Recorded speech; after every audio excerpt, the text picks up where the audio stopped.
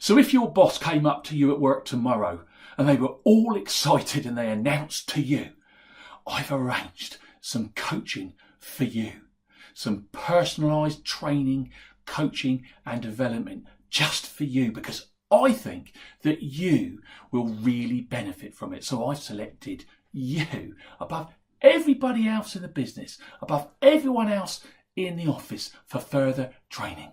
If your boss came up and said that to you, honestly, what would your first response and your first thoughts be? Because many people's initial reaction when confronted with the prospect of some training and development, their first reaction is, why me? Why is you picking on me? What have I done wrong? Why are you going to show me up? And then most probably, Mr. Fear would turn up in them, followed by his best friend, Mr. Anxiety. And they would let their associate, Mr. Negativity, set to work in you. And they would all play havoc with your mind. They might even make you become totally freaked out. And what would your colleagues at work, what would their reactions be? Probably, why you? Why are they picking on you? What have you done wrong? Why are they going to humiliate you? And then most probably, pretty quickly, Mr. Snigger. Mr. Snigger would turn up in them, followed by Mr. Thank goodness it's not me. Followed quickly by Mr. Gladness. Oh, boy, I'm so glad it's happening to you and not to me. And why does this response occur in us as normal human beings?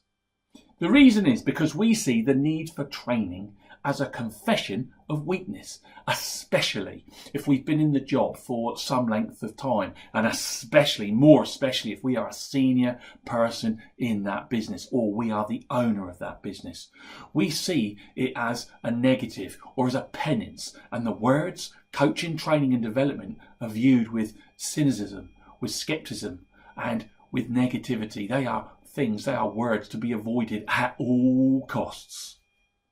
Whereas if you take a world-class athlete, I mean a real true world-class athlete, who is literally the best in the world at what they do, best in the world, they see training and coaching as a necessity to keep them at the top, at the pinnacle of their game. It's something that's going to keep them there. It's going to keep them match fit, keep them sharp, keep them up to date and focused, and keep them above all positioned to keep on winning, yeah. These people, these world-class people, they crave training, they crave coaching. They demand it. It's their right. They need it, they want it, because they know it's going to help them to perform better. They need it so badly. They need it daily or multiple times throughout the day. They seek this training out. They seek coaching out. And if they're not happy with their coach or their trainer, watch out, watch this space, because they'll replace them pretty quick. If you want to be happier, if you want to achieve more, you may well be in need of a coach or a trainer to develop you.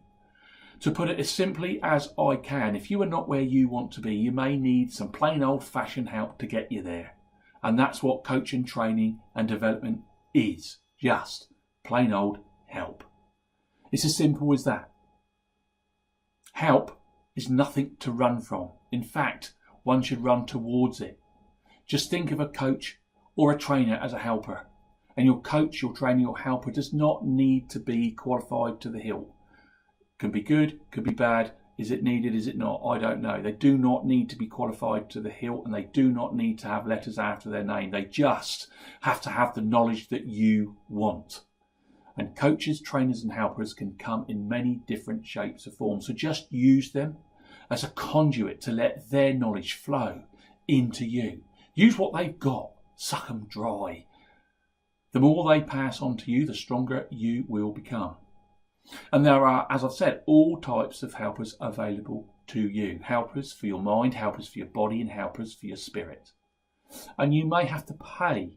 Ooh, pay? Yeah, you may have to pay for some of this help, because there are many things in life that come for free, but other things you have to pay for, and sometimes you get what you pay for.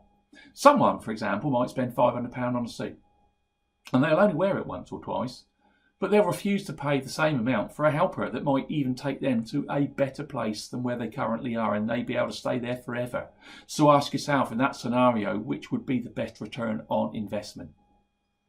For example, you could spend some time in my company with me, and if you don't feel, after spending a day or so with me, if you don't feel and become more motivated, more happier, more focused, and become eventually more successful, and I don't care who you are, whether you are the first rung on the ladder or whether you are the top of the ladder, if you're the owner of the business, I don't care. If I don't make you feel like that, I'd give you a refund. Do you know, many people cannot see the value of employing a speaker.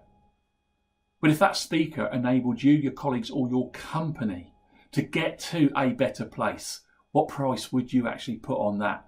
And would that not represent a really worthwhile return on investment?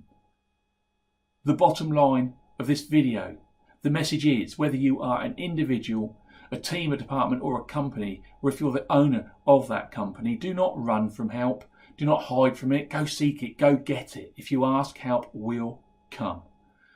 As an old saying from the East says, because when the student is ready, the teacher will appear.